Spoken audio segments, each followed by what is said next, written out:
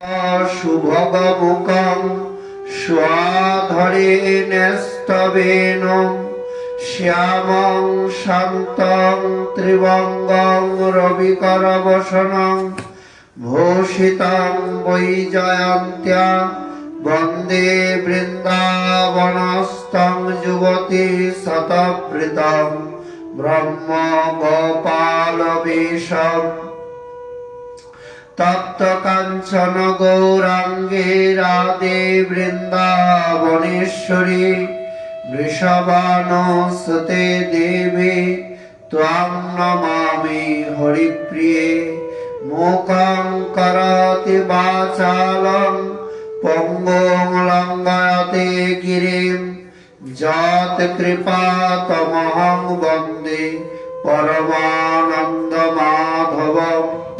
বাঞ্ছাকল্পতরুভ্যশ্চ কৃপা সিন্ধুভ্য এব চ পতিতানাং পাবনেভ্যো বৈষ্ণবেভ্যো নমো নমঃ। হরি ভক্তি পরাজে চ হরি নাম পরায়ণা দুর্বৃত্তা বা সুবৃত্তা বা তেষাং নিত্যং নমো নমঃ। নমো ধর্মায় মহতে নমো কৃষ্ণায় বেদসে ব্রাহ্মণেভ্যো নমস্কৃত্য ধর্মাन् বক্ষ্যে সনাতনম নারায়ণং নমস্কৃত্য নরং চৈব নরোত্তমম দেবীং সরস্বতীং ব্যাসং ততো জয়মুদীরয়েৎ। জয় রূপ সনাতন ভট্ট রঘুনাথ শ্রীজীব গোপাল ভট্ট দাস রঘুনাথ। এই ছয় গোসাইয়ের করে চরণ বন্দন, যাহা হইতে বিঘ্ন নাশ ভীষ্ট পুরাণ।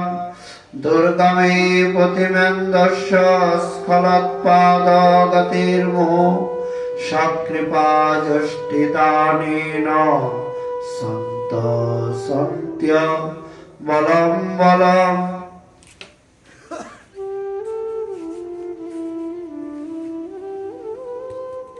জনম গেল হৃদয়ে রহিল শেল, নাহি বেল হরি অনুরাগ।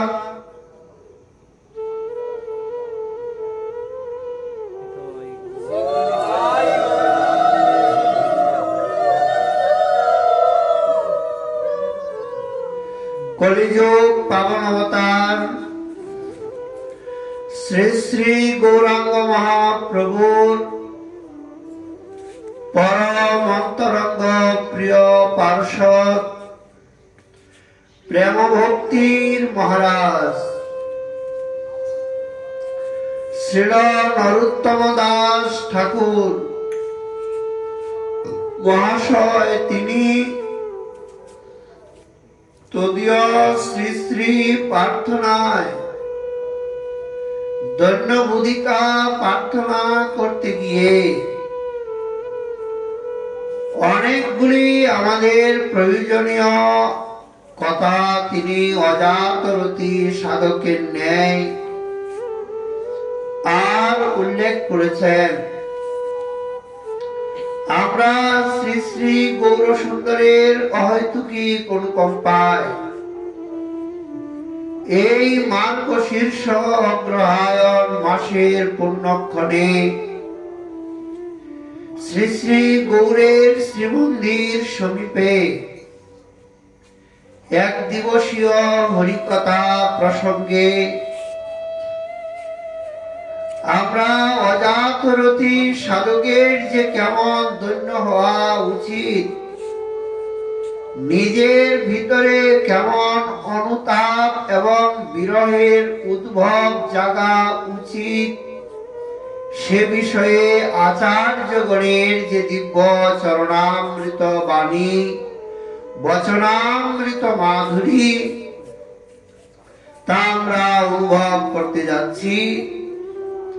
শ্রীল ঠাকুর মহাশয় স্বাভাবিকভাবেই তিনি প্রেম ভক্তির রাজা, আমাদের মতো মায়াবদ্ধ জীব নন। মাইক আবরণ দিয়ে তার দেহটা গঠিত নয়, তথাপিও তিনি মাদৃশ্য জীবের, মায়াবদ্ধ জীবের যে কেমন ভগবত বহির্মুখতার প্রবৃত্তি, তা তিনি আমাদের স্থিতিতে নেমে এসে অবগত করিয়েছেন। হরি হরি কি মোর করম ভাগ, বিফলে জনম গেল, হৃদয়ে রহিল সেল, নাহি বেল হরি অনুরাগ। হরি হরি, হায় হায় কি আমার দুর্ভাগ্য, পূর্ণ কর্মফল আমার কি দুরদৃষ্ট। এই দুর্লভ মানব জীবন বিফলে গেল, হৃদয়ে শ্যালবিদ্যবৎ দুঃখ রইল। এই মানব জীবনে হরি ভজনে আমার অনুরাগ জন্ম নিল না। ভজনের জন্য অনুরাগ চাই, অনুরাগী জনেরই ভগবত প্রাপ্তি হয়। অনুরাগ জাত না হলে তাকে কখনো অনুভব করা যায় না। এই শৈত্য প্রবাহ, এই গরম, এই বর্ষা, তাহলে আর ভজন হবে না। অনুরাগ থাকলে শীতেও কিছু করতে পারে না, গরমেও কিছু করতে পারে না, বর্ষার মেঘমালাও কিছু করতে পারে না। মেঘাচ্ছন্ন দিন সে তো কবু নয় দুর্দিন, কৃষ্ণ নাম বিহীন যেদিন সেদিনেই দুর্দিন। অতএব কর্মফল বা অদৃষ্টের সঙ্গে হরিভজনের কোনো সম্পর্ক নেই। এটা কেবল মহৎ কৃপাজনিত স্বীকৃতি সাপেক্ষ। হরিভজন কর্মের সাথে যুক্ত নয়, কর্ম দিয়ে হরিভজন হয় না। সুতরাং কর্মফল বা দূরদৃষ্টির কথা কেবল আক্ষেপ ভাবে এখানে বলা হয়েছে। হরিভজন মহৎ কৃপা ছাড়া হয় না। যদি কারোর উপর গুরু বৈষ্ণবের কৃপা বর্ষিত হয়, তবেই তার দ্বারা হরিভজন করা সম্ভব হবে। অন্যথা তার দ্বারা হরিভজন আদৌ সম্ভব নয়। সুতরাং হরিভজনের নিমিত্তই মানব দেহ, ভজনহীন মানব জীবনেই ব্যর্থ। ভাগবতে বললেন, তরব কিং ন জীবন্তি বস্ত্রা কিং ন শস্যন্তাদ, ন খাদন্তি ন মেহন্তি কিং গ্রামে পশবু পড়ে। যদি কেউ বেঁচে থাকলেই জীবনের সার্থকতা মনে করে, অনেকদিন বেঁচে থাকাই জীবনের সার্থকতা, তাহলে মনে করুন গাছগুলি তো অনেকদিন বেঁচে থাকে, থাকে না? 1000, 2000 বছর, 5000 বছরের গাছ আছে। 5000 কি হাজার হাজার বছরের গাছ আছে। ভারতবর্ষে অক্ষয় বট আছে 4টা, এক কল্পকাল তাদের আয়ু, ব্রহ্মার সমান তাদের পরমায়ু। একটা পুরীতে আছে জগন্নাথ মন্দিরে অক্ষয় বট, একটা গয়াতে আছে অক্ষয় বট, সীতা যেখানে পিণ্ড দিয়েছিল দশরথের, আর একটা আছে প্রয়াগে, আরেকটা আছে শ্রী বৃন্দাবনে। ভারতবর্ষে 4টি বট আছে অক্ষয় বট, এক কল্পকালায়। জীবিত থাকলেই যদি জীবনের সার্থকতা হয়, যে অনেক দিন থাকাটাই অনেক কিছু পাওয়া, তাহলে তো এই গাছগুলি অনেক দিন থাকে। তরব কিং ন জীবন্তি, তাহলে গাছগুলির জীবন সার্থক না। এরা হরিনাম করতে পারে না, মালা যে গাছের তো কোথাও গমনাগমন নাই। আমাদের তো আজকে এর বাড়ি, কালকে তার বাড়ি, এইখানে ওখানে, এক জায়গায় তো গাছগুলি থাকে। মালার ঝুলা একটা দিয়ে দিলে তো সারাদিন জব করতে পারবে না। কর্ম প্রধান শরীর পারবে না। এই জন্য ভাগবত বলছে বেঁচে থাকাই যদি সার্থক হয় তাহলে বৃক্ষ জীবনেই তো সার্থক। কালীঘাট তো এক জায়গায় অনেকদিন বেঁচে থাকে। যদি বলেন বৃক্ষের নিঃশ্বাস প্রশ্বাসাদি জীবনের কোনো লক্ষণ অনুভব হয় না, মানুষের তা রয়েছে, তার উত্তরে বললেন বস্ত্রা বাতাস প্রশ্বাসাদি যদি জীবনের লক্ষণ হয় তাহলে যেমন মনে করুন কামারের ফাফর আছে, কর্মকার বাড়িতে এরকম একটা বিশাল বড় চামড়ার ফাফর দিন রাত উঠায় আর হাওয়া দিয়ে যে আগুনটাকে জ্বালিয়ে রাখে, এ তো সবসময় শ্বাস প্রশ্বাস নিচ্ছে। তাহলে এইটাই ভালো, আমাদের থেকে খুব ভালো জীবিত আছে। অনেক শ্বাস প্রশ্বাস নিলেই যদি বলে গাছের শ্বাস প্রশ্বাস বোঝা যায় না, বলে কামারের হাফরের তো শ্বাস প্রশ্বাস আছে, কিন্তু তার দ্বারা তো ভজন হয় না, হয় ভজন হয়। অর্থাৎ কর্মকার স্বর্ণকারীর চামড়ার বা স্ত্রী সম্ভোগ আদি করে, তদ্রূপ বললেন যে শ্বাস প্রশ্বাস গ্রহণ ত্যাগ করে না। যদি বলা হয় মানুষের ন্যায় বস্তা কি উত্তম দ্রব্য আহার করে, এটা তো খাওয়া দাওয়া করতে পারে না, খাওয়া দাওয়া করলেই ভালো। অথবা স্ত্রী সম্ভোগ আদি, তদুত্তরে বললেন গ্রাম্য পশুগুলি কি না খায়, স্ত্রী সম্ভোগ করে না। মনে করুন গ্রামের যে শুকরগুলি পড়ে আছে, এদের আমাদের মানুষের কয়টা সন্তান একসঙ্গে হয়? 1 থেকে 2 3টা, এদের 8টা 10টা হয় একসঙ্গে। সন্তান জন্ম দিলে যদি সার্থকতা হতো, একসঙ্গে তো অনেক সন্তান জন্ম দিচ্ছে। হ্যাঁ, সারাদিন তো নালিতে পড়ে খেয়েই যাচ্ছে খাবার। হ্যাঁ, একবার দেবশ্রীপাদ নারদ ভগবান নারায়ণের কাছে গিয়েছেন। শ্রীমন নারায়ণ কে বলছে, প্রভু তোমাকে জগৎবাসী বলে তুমি দয়াময়, করুণাময়, কৃপাময়, পর দুঃখে তুমি কাতর। আমি বলি তুমি নিষ্ঠুর, তুমি নির্দয়, তুমি দুঃখ বেদনার অতীত। ভগবান বলছে কেন এগুলি অযথা আমাকে বলছো? বলে এই যে মানুষ এত কষ্ট করছে, এত দুঃখ জ্বালা যন্ত্রণা, এত অশান্তি সংসারে, তুমি বৈকুণ্ঠে বসে আছো, কি সুন্দর এখানের আনন্দ হিল্লুলে সুখ হইছে সেটা, নাই রে অশ্রু, নাই রে ব্যথা, নাই রে সেটা বিধির বাদন কঠিন নিকট পাশে, জরা মৃত্যু নাই। এইখানে সবগুলিকে নিয়ে আসো, ওরা চলে আসলে সবাই আনন্দে থাকে। ভগবান বলছে ও এর জন্য বলছো, আনার কাজ তো আমি করি না, তুমি করো। গুরুর মাধ্যমে তো জীব আসে, আমি দরজা খুলে দিচ্ছি, যাও সবাইকে নিয়ে আসো। এখন নারদ সুযোগ পেয়ে আর সবাইকে ভাবছে এই সুযোগ আর পাওয়া যাবে না, বিশাল নগরীর মধ্যে এসে বিনার চরকা শুরু করেছে। সবাই এসেছে, আনন্দ সংবাদ, চলুন চলুন চলুন। কোথায় যাবো ঋষি বল? আরে বৈকুণ্ঠে। বৈকুণ্ঠে কি আছে ওখানে? ওখানে আনন্দই আনন্দ। আরে আনন্দ আছে, আমার ছেলের বিয়ে আছে, না আমার নাতি আছে, নাতি স্বজন আছে, বলে ওখানে গেলে বুঝতে পারবেন কেমন আনন্দের জায়গাটা। সব কিছু ভুলে যাবেন, আনন্দ মানুষকে সব ভুলে দেয়। না না না, যান, আপনার এই সমস্ত আনন্দ আমাদের দরকার নেই। গ্রামবাসী কেউ আর নারদের কথা সায় দিল না, সবাই চলে গেল। এখন নারদ বিষণ্ণ বদনে বসে আছেন গাছের তলায়, দেখলো একটা শুয়োর সেই নালীর মধ্যে পড়ে গড় গড় গড় গড় শব্দ করছে। নারদ ধরলো, অন্তরকে একজনকে নিয়ে যায়, এই চল। কোথায় যাবো? বলে বৈকুণ্ঠে। কি আছে ওখানে?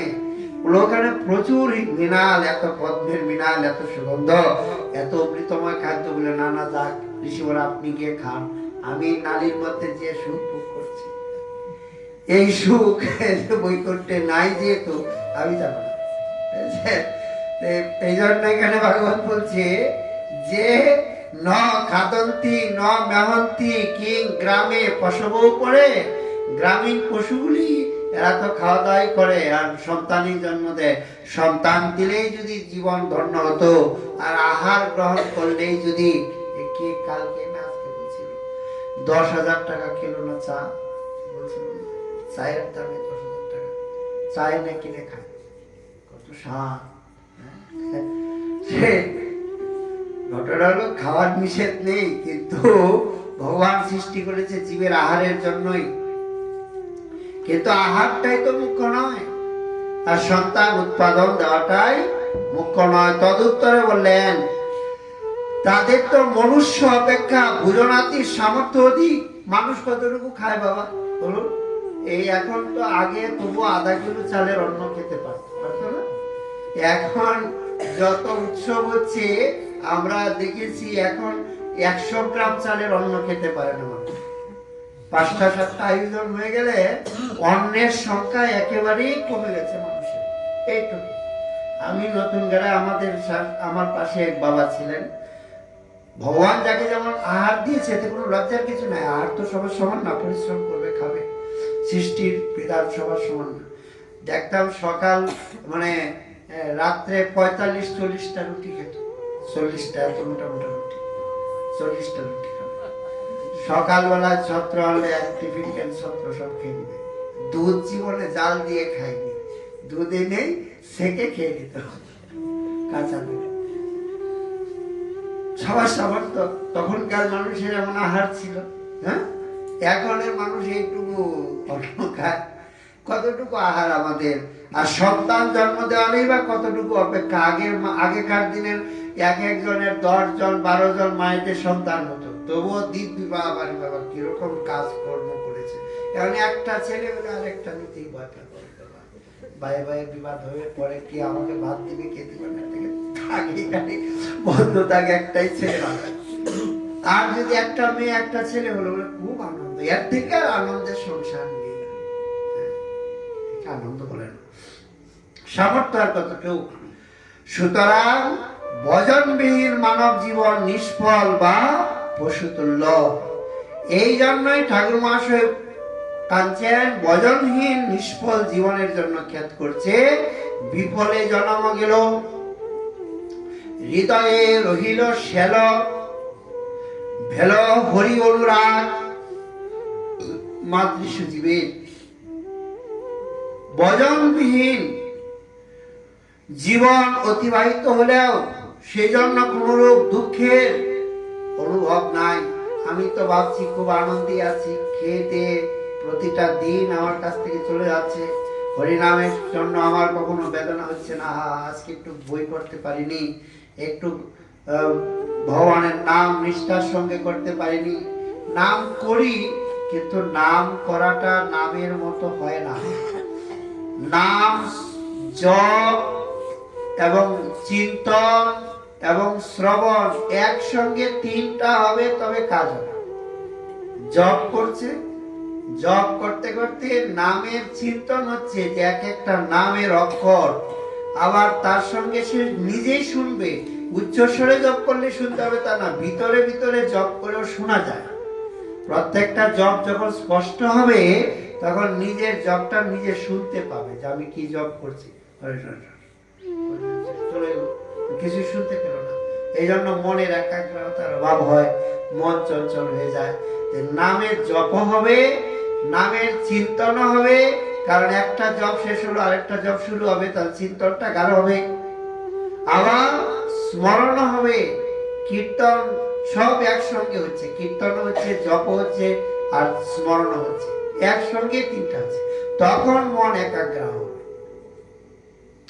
এছাড়া জপ করলে জপের মধ্যে মুখে জপ হলেও কোথায় হরে কৃষ্ণ বলে আবার হরে রাম চলে যায়, হরে রাম করতে গিয়ে হরে কৃষ্ণ চলে যায়, মনের একাগ্রতা নাই, শ্রবণে হচ্ছে না, মনটা বসছে না, তো ওই জন্য হচ্ছে না। তো ওই জন্য মহাজন লিখেছেন, নিজের কথা বলে বিশ্ব সাধকগণকে শিক্ষা দিয়েছেন।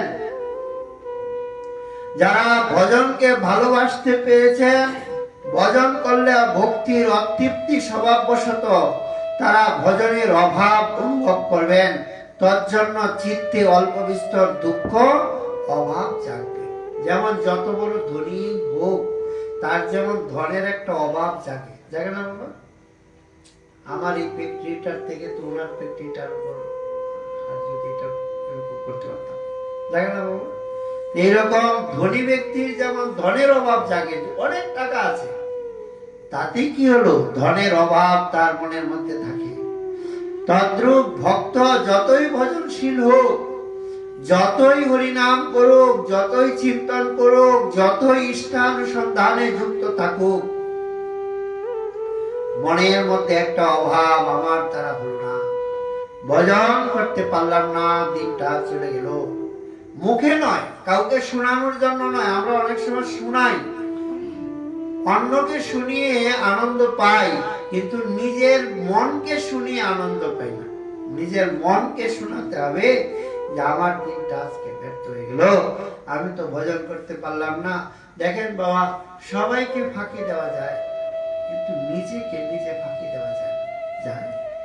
আমি কি করছি না করছি, আপনারা হাততালি দিতে পারেন, ফুলের মালা পরাতে পারেন, চরণ ধুয়ে চরণামৃত খেতে পারেন, কিন্তু আমি তো জানি যে আমি কি করছি। জগৎকে ফাঁকি দিয়েও নিজেকে কখনো ফাঁকি দেওয়া যায় না।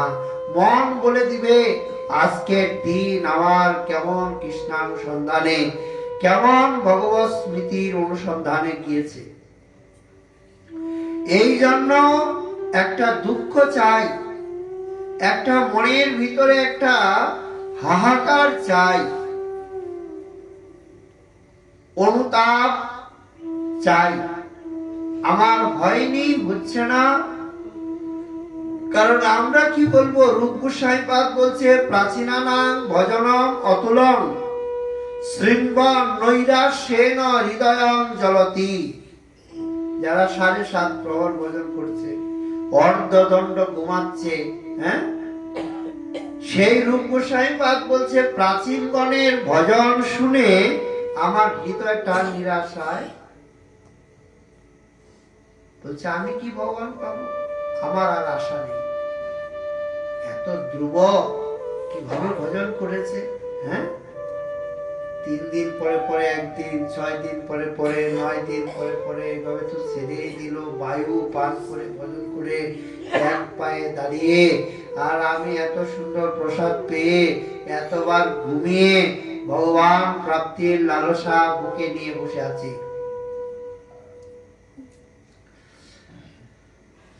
অন্তত পক্ষে দৈন্যটুকু তো থাকবে। যেমন জেলখানায় অপরাধীকে পাঠিয়ে অপরাধের থেকে তাকে নিষ্কৃতি দেওয়া যায় না যদি অপরাধীর মনে অপরাধের বোধ না জাগে, তাই না বাবা? জেলখানার নাম হলো শোধনাগার, এখনকার নাম দিয়েছে, সংশোধন করতে পাঠায় মানুষ, যাতে যে কাজ করেছে এই অপকর্মটা যাতে আর পুনরায় না করে। কিন্তু সংশোধনাগারে গিয়ে কি সবাই সংশোধন হয়? সবার মনোবৃত্তি সংশোধন হয় না। অতএব এই জন্যই শাস্ত্র এবং মহাজন বলেছেন অল্প বিস্তর নিজের মনের মধ্যে একটু খেদ দুঃখ শত ব্যস্ততার মধ্যে ঈশ্বরের কাছে এইটুকু তো প্রার্থনা চাই, দৈন্যটুকু তো চাই, আমি তোমার ভজন করতে এসেছি কিন্তু তোমাকে ভজন করতে পারিনি, এতটুকুতেই তিনি প্রসন্ন হন। এই অতৃপ্তি মাদৃশ জীবের লাভ, পূজা, প্রতিষ্ঠা, দেহ দৈহিক কত প্রকার বস্তুর অভাবে চিত্তে মনে প্রতিনিয়ত দুঃখ জাগছে। এটা পেলে সুখী হতাম, ওটা পেলে সুখী হতাম, এটা খেলে সুখী হতাম, ওটা দেখলে সুখী হতাম, কিন্তু ভজনের জন্য কোনো দুঃখ যাচ্ছে না। এই যে দেহটা পেলাম এত সুন্দর, ভজন করতে পারলাম না, কবে ভজন শুরু করব, কবে তাকে নিশ্চিন্তে অনুরাগের সঙ্গে ভজন করে আকুল প্রাণে তাকে ডাকবো, সেই অনুরাগই তো মনে আসেনি। ভজন প্রারম্ভ হবে কবে? প্রকৃত ভজন জীবনের স্বরূপ এই রকমই, যতটুকু করছি তাতেই তৃপ্ত আছি। ষোলমালা করছি, মনে হচ্ছে অনেক করে ফেলেছি, আর কত, অনেক মালা করেছি, এত মালা তো আমার গ্রামে কেউ করে না, আমি 16 মালা করি। তোমরা কয় মালা করো? 4 মালা। কেউ বলছে 8, আর আমি একবারে 16 মালা করি। তার মানে তোমাদের থেকে আমি অনেক বড় ভক্ত, জানো? তোমরা আমার মতো এতটা পারো। এতেই তৃপ্ত হয়ে গেছে। কিন্তু সে যখন শুনবে এই 16কে চারবার করলে 1 লক্ষ হয়, আর 3-16 মানে এইভাবে 1 লক্ষকে 3 লক্ষ পর্যন্ত জপ করে, তখন সেটা তার অনুরাগ জাগবে, বাবারে বাবা আমি 16-র মধ্যেই সীমানা, আর তারা লাখ লাখ হরিনাম করে বলছে জপই করতে পারলাম না, হ্যাঁ হাত ক্ষয় করে দিচ্ছে, আঙুল ক্ষয় হয়ে যাচ্ছে জপ করতে করতে, তবুও জপে তৃপ্তি আসছে।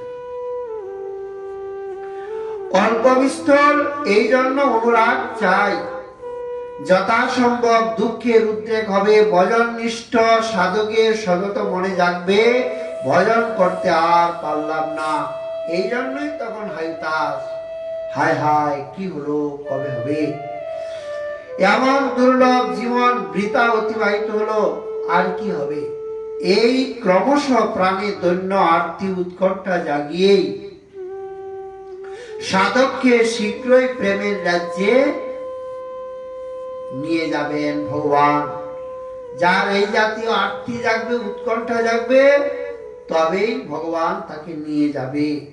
ভজনে যার তৃপ্তি এসেছে, তার অগ্রগতির পথ রুদ্ধ হয়ে গেছে, এটাই জানতে হবে।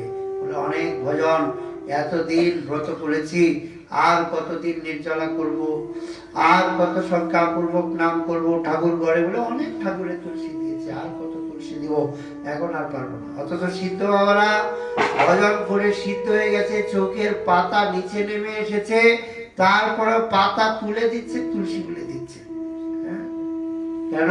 তৃপ্তি হচ্ছে না ভজন করে। ভজনের অতৃপ্তি হচ্ছে স্বভাব। যে যত জপ করবে, যত শ্রবণ করবে, যত কীর্তন করবে, সর্ব বিষয়ে তার মনে অনুরাগ জাগবে। নাহি বেল হরি অনুরাগ। ঠাকুর মহাশয় বলছে, আমার শ্রীহরির চরণে অনুরাগ জাত হলো না। তৃষ্ণাময় অনুরাগ নিত্যানুভূত বস্তুকে নব নব বৈচিত্র্যের জনক। অনুরাগময় ভজন জীবন লাভ হলে একদিকে যেমন নিরবধি ভজন করেও ভজন পিপাসা সাধক অধীর হবে, তদ্রূপ নাম রূপ গুণ লীলাদি মাধুর্য ক্ষণে ক্ষণে নব নবায়মান বলে আর অনুভূত হবে। এই জন্য অনুরাগ না থাকলে ভজন করে আনন্দ হবে না। একেই তো গুরু বন্দনা, জয় জয় শ্রী গুরু প্রেম গুরু, কবে থেকে গিয়ে যাচ্ছে, এর কোনো অতৃপ্তি হয়? কবে থেকে রামায়ণ মহাভারত একই তো আছে, গীতার শ্লোক পরিবর্তন হচ্ছে, কিন্তু আমাদের স্কুলের এই বছরের গল্প, এই বছরের কবিতা আর আগামী বছর থাকে না, 5 বছর পরে শেষ, তারপরে তৃপ্তি হচ্ছে না। কিন্তু এই যে গীতা পড়ছে, একই শ্লোক বৎসরের পর বৎসর, হাজার হাজার ঋষিরা হাজার হাজার বৎসর অধ্যয়ন করে আসছে, কিন্তু তৃপ্ত হতে পারছে না, কি যেন পাচ্ছে নব নবায়মান। কারণ এই যে ভজপতিত গাওয়া হচ্ছে, কবে যে চোখের জল হৃদয়টা, চোখের জলে হৃদয়টা খুলে যাচ্ছে, আজকের কীর্তনে কি আনন্দ হয়েছে, আজকের পদে কি আনন্দ হয়েছে, তখন মনে হচ্ছে প্রতিদিন গাই, সব দিন কি মনটা এমন লাগে নাকি? সব দিন লাগে না, কবে লেগে যাবে তা বলা যাবে না। কীর্তন করতে গিয়ে মনটা যে কবে তার সঙ্গে লেগে যাবে, যুক্ত হয়ে যাবে, ভুলে যায় দেহটা, বাহ্য স্মৃতি শূন্য হয়ে যায়। নাম করতে করতে কবে যে নামের প্রতি রুচি এসে যায় বুঝতেই পারে না।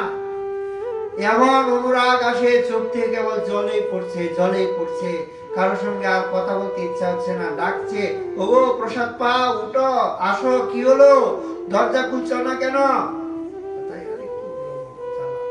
তখন যেন জ্বালার মতো অনুভব হয়। কিন্তু এই জ্বালাটা সব দিন হয় না, যেদিন হয় সেদিনেই মনে হয় যে আজকে ভজনের সুখটা পেয়েছি। সব দিন ভজনের সুখ হয় না, সব জায়গায় ভজনের সুখ হয় না। হরি কথা বলেও সব জায়গায় সুখ হয় না, হরি কথা শুনেও সব জায়গায় সুখ হয় না, হরি নাম সবসময় করেও সুখ হয় না। যখন অনুরাগ জাত হয়, তখন সেই সুখের অনুভূতি চিত্তে এসে জাগ্রত হয়। কারো মনে হতে পারে ভজন না করলেই যে জীবন বিফল হবে, তার হেতু কি? যদি এরকম মনে করে যে আপনারা কি বলছেন, ভজন না করলেই জীবনটা বৃথা যাবে, কেন? অনেক কিছু করে তো জীবন কাটিয়ে দিচ্ছে, তারা তো ভজন করছে না। যাগ, যজ্ঞ, দান, পুণ্য, তীর্থ, জপ, ধ্যান আদি দ্বারা কি মানব জীবন সফল হবে না? এগুলিও তো মানব জীবন সফলেরই কার্য। ঠাকুর মহাশয় নিজের কথা এই জাতীয় প্রশ্নের উত্তর তুলে তারপরে বলছেন, যজ্ঞদান, তীর্থ স্নান, পুণ্য কর্ম, জপ ধ্যান, অকারণে সব গেল মুহে, বুঝিলাম মনে হেন, উপহাস হয় যেন বস্ত্রহীন অলঙ্কার দেহে। নিত্য কৃষ্ণ দাস জীব কৃষ্ণ বহির্মুখতা দোষেই তার সংসার রোগের নিদান। শ্রীকৃষ্ণ দাস্য বা কৃষ্ণ সেবায় তার স্বরূপানুসন্ধি কাম্যবস্তু, এই ব্যতীত অন্য সব জীবস্বরূপের কাপট্য ব্যতীত আর কিছুই নয়। ভক্তি বা ভজনেই কৃষ্ণ দাস্য প্রেম লাভের একমাত্র উপায়। তাই কৃষ্ণ উদ্ধবের নিকট বলছেন, ন সাধয়তি মাং যুগ, ন সাংখ্যং ধর্মোদ্ধব, ন সাধ্যায় তপস্তেগ, যথা ভক্তি মমূর্জিতা। হে উদ্ধব, প্রগতিশীল সাধন ভক্তি আমায় যেরকম বশীভূত করে, যোগ, সাংখ্য, ধর্ম, বেদপাঠ, তপস্যা এইরকম বশীভূত করতে পারে না। প্রহ্লাদকে ভগবান নিজে প্রহ্লাদ বলছেন, প্রীতি অমলয়া ভক্তা হরির অরণ্য দ্বিবিড়ম্বনম, অর্থাৎ এইখানে এই যে ভগবানের ভক্তি, এই ভক্তি হচ্ছে একমাত্র ভগবানকে বশীভূত করতে পারে। যজ্ঞ, দান, তীর্থ স্নান, পুণ্যাদি সবে অকারণ। বস্ত্রহীন নগ্ন ব্যক্তি নানা অলঙ্কারে ভূষিত হলেও তার যেমন দেখতে চায় না, সারা শরীরে অলঙ্কার পরেছে কিন্তু কাপড় পরেনি, তার দিকে সুন্দর মানুষ, ভালো মানুষ তাকাবে, কি মূর্খের মতো। এরকম ভজনবিহীন এটা উপহাস। ভজনটাই হচ্ছে জীবের প্রকৃত আনন্দের সংবাদ। সাধু মুখে কথামৃত শুনিয়া বিমলচিত, নাহি ভেলো হরি অনুরাগ। সাধু মুখে হরি কথা শ্রবণে চিত্ত শুদ্ধি হয়, আর কথারসের বা ভক্তি প্রাপ্তির ফলশ্রুতি ভাগবতে দৃষ্ট হচ্ছে।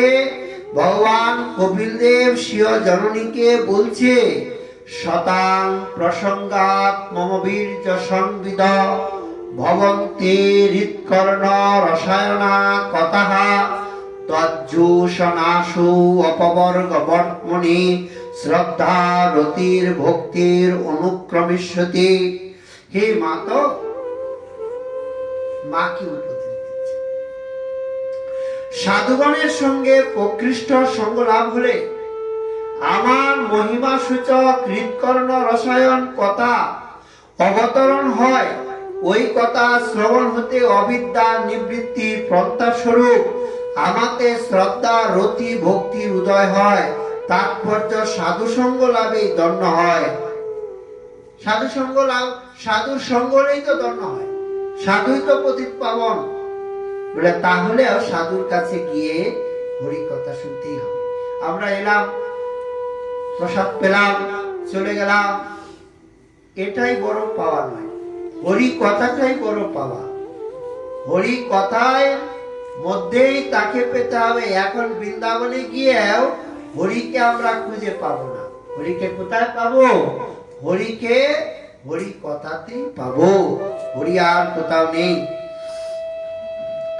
এই জন্য হৃৎকর্ণ রসায়ন কথা শ্রবণ কীর্তনের মধ্য দিয়ে সাধকের হৃদয়কে আর আনন্দ ঘন করে তুলেন।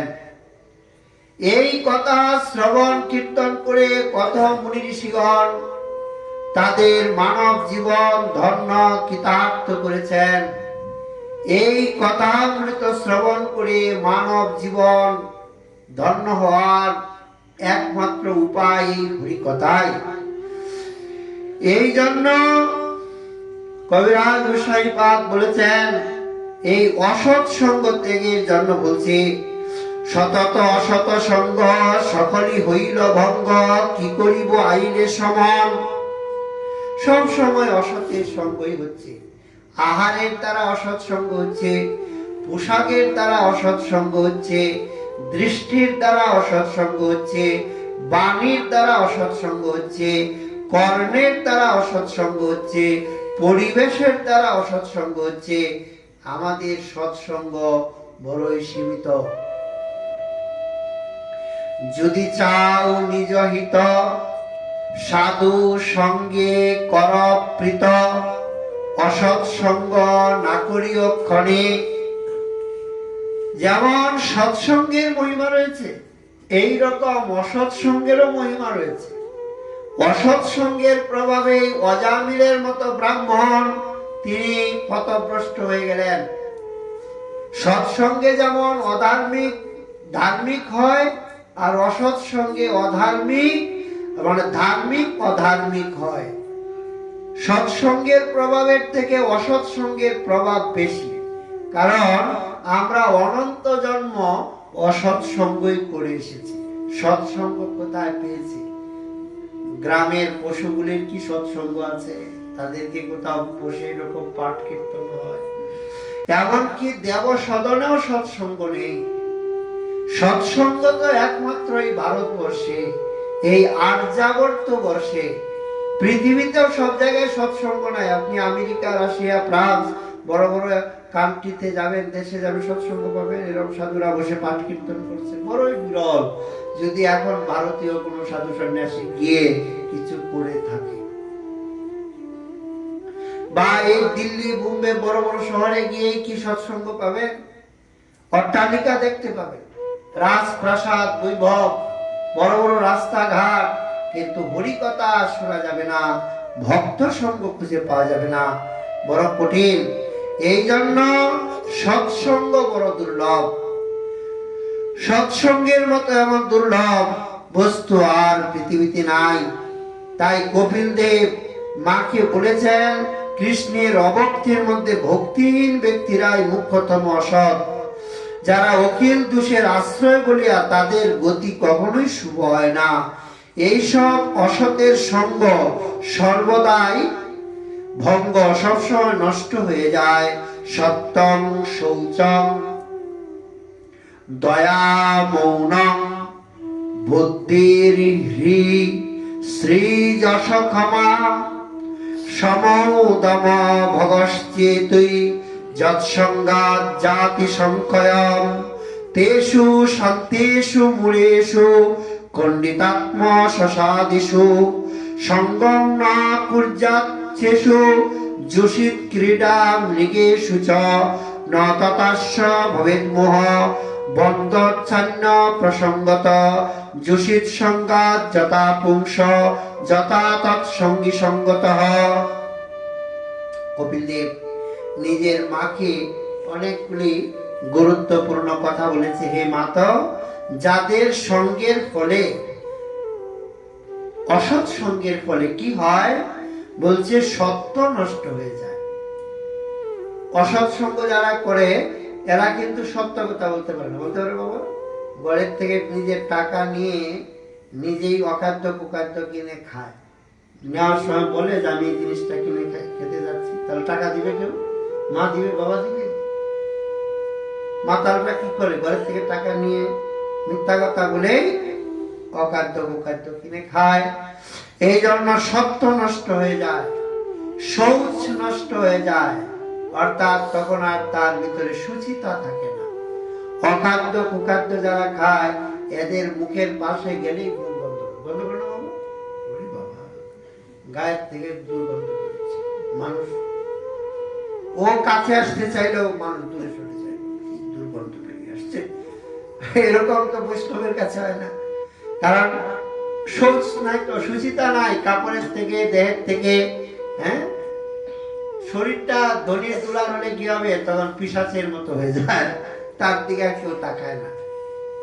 এই জন্য সুচিতা নষ্ট হয়ে যায়, দয়া নষ্ট হয়ে যায়। এই অসৎ সঙ্গের ফলে দয়া গুণ চলে যায়, কর্কশ বৃত্তির উদয় হয়। অসৎ সঙ্গ যারা করে এরা কখনো অন্যের সঙ্গে ভালোবেসে দুটা মধুর কথা বলতে পারে না, মা বাবার সঙ্গেই বলে না, স্ত্রীর সঙ্গেই বলে না, ঘরের ভিতরে গিয়ে একবার আগুনের মতো উল্কা প্রবেশ করে। এই জন্য মৌন বৃত্তি নষ্ট হয় এবং বুদ্ধি নষ্ট হয়, লজ্জা নষ্ট হয়। লজ্জা পুরুষের একটি, নারীর যেমন লজ্জা ভূষণ, কাপড় অলংকারে কেমন নারীর লজ্জা মানে ভূষণ তা নয়, লজ্জাটাই হচ্ছে নারীর ভূষণ, সাধুরও লজ্জাটাই ভূষণ। হ্যাঁ, লজ্জাটাই যদি না থাকে, নির্লজ্জ হয়ে গেলে আর জগতে কি আছে, তার তো কিছু নাই। সে তো নির্লজ্জ হয়ে যায়। বাবা এগুলি বলতে নেই, আমরা কত জায়গায় ঘুরি তো, রাস্তার মধ্যে দেখতে শুনতে খুব সুন্দর যুবক, মনে হয় ধনী ঘরের দুলাল, মাতাল হয়ে পড়ে থাকে, আমরা দেখি তো, তার লজ্জা নাই, রাস্তার মধ্যে পড়ে আছে, নির্লজ্জ হয়ে যায়। অসৎ সঙ্গের ফলেই তো এগুলো হচ্ছে। ধনী ঘরের দুলাল, সম্পদ নষ্ট হয় অসৎ সঙ্গের ফলে। সৎসঙ্গে সম্পদ নষ্ট হয় না, অসৎ সঙ্গে সম্পদ নষ্ট হয়। তিন পুরুষের উপার্জিত সম্পত্তি অসৎ সঙ্গের প্রভাবে, এই তো ভাগবত মহাত্মে আত্মদেব ব্রাহ্মণের কথা, এত সম্পত্তি উপার্জন করলো, বাবাকেও বাড়ি ছেড়ে যেতে হলো, গোকর্ণ বাড়ি ছেড়ে গেল, দুন্দুকারী সব বাবার সম্পত্তি কয়েকদিনের মধ্যে শেষ করে দিল। অবশেষে মার কাছে টাকা চায়, টাকা নেই, মা কুয়োর মধ্যে পড়ে ঝাঁপ দিয়ে মরল। এখন বনিতা ঘরে এসে গেছে। তার মানে অসৎ সঙ্গ টাকা পয়সাও নষ্ট করে দেয়, সৎসঙ্গ টাকা পয়সা নষ্ট করে না, যশ নষ্ট করে। অসৎ সঙ্গের প্রভাবে মানুষের যে যশ, কীর্তির যশ সজীবতি, আমরা তো মরেই যাব। এই গৌরের যে সেবা হচ্ছে এটাই তো থাকবে, আমরা থাকবো। দেখেন কত বড় বড় রাজবাড়ি সব ধুলিস্যাৎ হয়ে গেছে, কিন্তু রাজারা যতটুকু ঠাকুর সেবা দিয়ে গেছে, আজও নিবু নিবু প্রদীপের মতো ঠাকুর সেবাগুলি কিন্তু চলছে, একটু হলেও চলছে, ঠাকুর সেবাগুলি চলছে। কারণ এটা সৎ, আর বাকিটা অসৎ ছিল, রাজবাড়ি রাজপাট সব নষ্ট হয়ে গেল।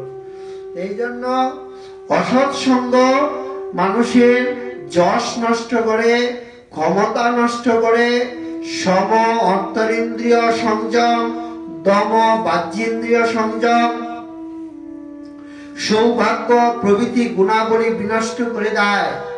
সে অশান্ত হয়ে যায়, তখন মূঢ় হয়, জুষিত ক্রীড়া মৃগ হয়, দেহ বুদ্ধি সম্পন্ন অস্থির চিত্ত সহ্য ব্যক্তিগণের সঙ্গ কদাপি করবে না।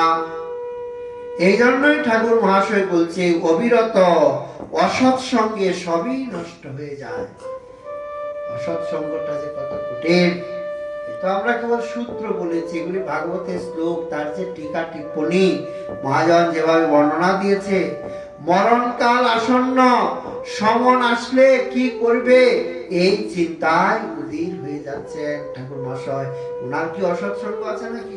হ্যাঁ, উনি তো অসৎ সঙ্গ কামনা করেনি। পুনঃ যদি জন্ম হয়, রামচন্দ্র সঙ্গ হয়, তবে হয় নরোত্তম ধন্য। রামচন্দ্রের মতো সাধু সঙ্গই তো কামনা করছে, গুরুদেবের সঙ্গ কামনা করেনি, মহাপ্রভু সঙ্গ কামনা করেনি, রামচন্দ্রের সঙ্গ কামনা করেছে। কারণ রামচন্দ্রের মতো মরমী সঙ্গীর সঙ্গ হলে তবেই একমাত্র ভজন করা যায়। সঙ্গটা যদি উত্তম না হয় তাহলে ভজন করা যায় না। ভজন করার জন্য আজকে যেখানে সৎসঙ্গ আছে বিদায় তো কার্তিক মাসে পাঠ হচ্ছে, এক মাস হলো না, একাদশীতে হরিবাসর হয়। সৎসঙ্গ না থাকলে করা যাবে? সঙ্গটা তো চাই সেই রকম। কত জায়গায় মন্দির আছে মেদিনীপুরে, তো মন্দিরেরই শহর এই বাড়ি, কিন্তু এরকম বড়ি কথা সব জায়গায় হয় কেবল মেদিনীপুর না, বহু জায়গায় দেখেছি বিকেলবেলা হলে বুড়োরা বসে এরকম খেলতে থাকে, নাম বলবো না, বেশি এরকম খেলছে। বয়স্ক বাবা, 50 বছর বয়স, 60 বছর বয়স, মন্দিরের বারান্দায় না পাঠ আছে, না কীর্তন আছে, না সৎসঙ্গ আছে, কোনো ভজন সাধন তো কিছুই নাই, বসে আরো মন্দিরের পবিত্রতা নষ্ট করে। যেখানে গেলে মন ধীর হবে, শান্ত হবে, কিছু আত্মজ্ঞানের উপলব্ধি হবে। এমনি তো আমরা নানান বিব্রত জীব, নানান দুষ্কর্মের সঙ্গে যুক্ত, নানান কঠিন পরিস্থিতি মোকাবেলা করে সংসার চক্রের মধ্যে ভ্রমণ করতে হচ্ছে। তার মধ্যে গিয়ে একটু হরিকথা যদি শুনতে পেতাম, সৎসঙ্গ করতে পারতাম, তবে জীবন ধন্য হতো। পরে ঠাকুর মহাশয় বললেন, শ্রুতি স্মৃতি সদা রবে শুনিয়াছি এই সবে, হরিপদ অভয় শরণ। জনম নিয়ে জনম লইয়া সুখে, কৃষ্ণ না বলিন মুখে, না করিন সেরূপ ভাবন। রাধা কৃষ্ণ দুপায় তনু মন রহুতায়, আর দূরে যাউক বাসনা। নরুত্তমে কয় আর মুর নাহি বয়, তনু মন সপিনু আপনা। অর্থাৎ শ্রুতি স্মৃতি সদা রবে, রবে মানে উচ্চস্বরে ঘোষণা করে তাকে। শ্রীহরির চরণে জীবের একমাত্র অভয় শরণ, আর কোনো শরণ নেই। আমরা কত জায়গায় শরণ নিয়েছি, কিন্তু অভয় শরণ এই গুরু বৈষ্ণবের চরণে নিতে পারিনি।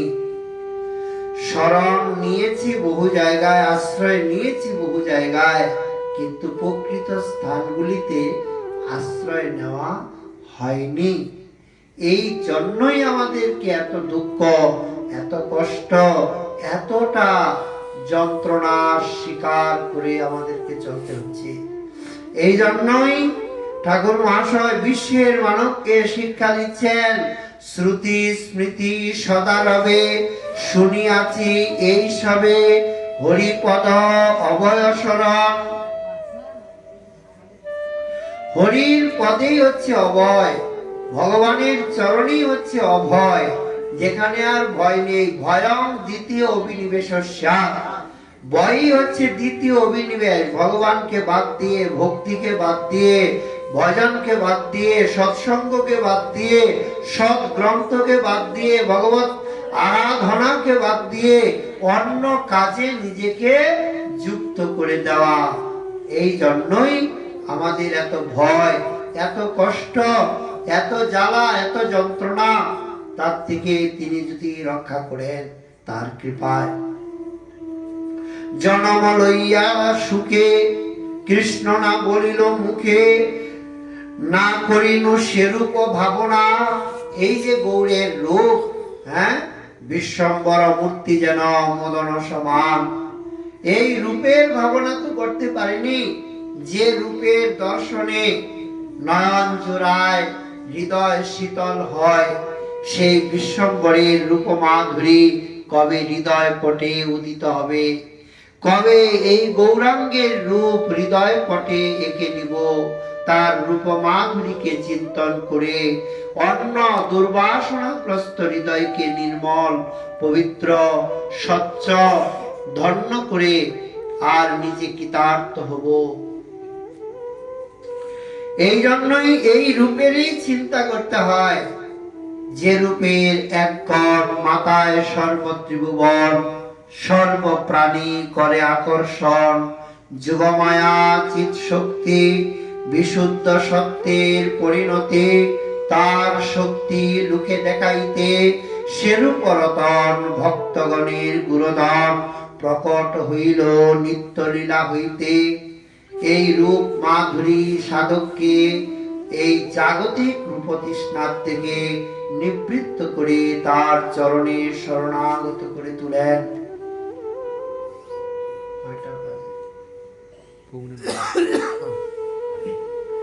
সুতরাং জনম লইয়া সুখে কৃষ্ণ না বলিল মুখে, না করিল সেরূপ ভাবন।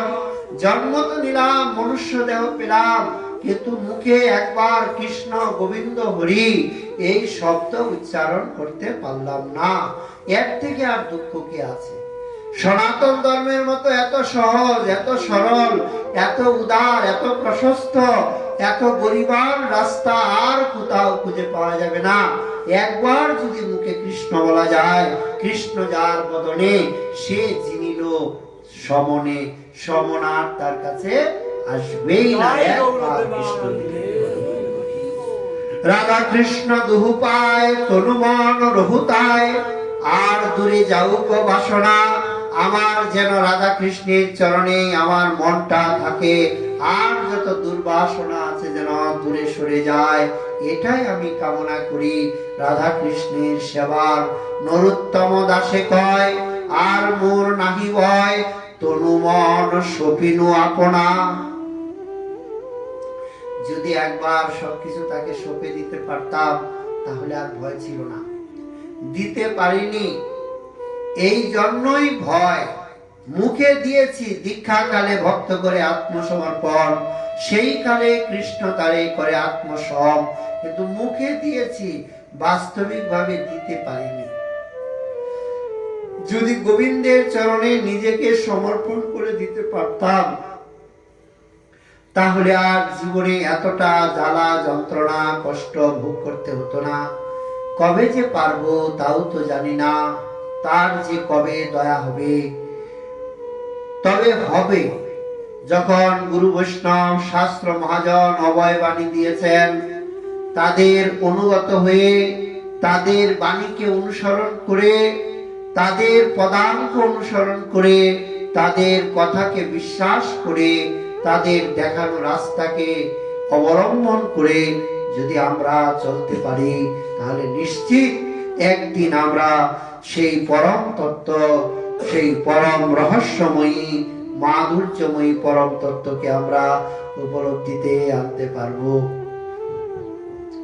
আমরা তো একদিনের জন্য এসেছি, আর এখানে এত ভালো ভালো কীর্তন করে শুনে সবসময় মন চায়। মনের মতো কীর্তন তো সব জায়গায় শোনা যায় না। কীর্তনই আছে, কীর্তনের কতগুলি রস, কতগুলি লয়, কতগুলি তান মানের একটা সম্পর্ক রয়েছে। তা আমাদের পাশে আমরা পাঠ তো প্রতিদিন, এটা অখণ্ড গুরু কৃপায় চলছে, কোথাও বিশ্রাম নেই। পাঠ সকাল দুপুর রাত্র পাঠেই পাঠ। যা গুরুদেব বলায় তাই বলি। একটু কীর্তনও শুনবো, আসছি যেহেতু আমাদের বাবা আছে এখানে, ভালো কীর্তন করে, ওনার সেই বিরহ মাতুর কীর্তনগুলি কানে বাজে। চিন্তন তো হয় না, কিন্তু কীর্তন শুনে বড় আনন্দ পাই। শীতের রাত্র তো অধিক রাত্র করলে সবাই আবার বাড়ি ঘরে যাবে, সবারই তো ব্যস্ততা আছে। এই জন্য একটু কীর্তনের জন্য আমরা অপেক্ষা রেখে আমাদের কথা এখানে বিশ্রাম দিচ্ছি। জয় জয় শ্রী রাধে শ্যাম, নিতাই গৌর হরি।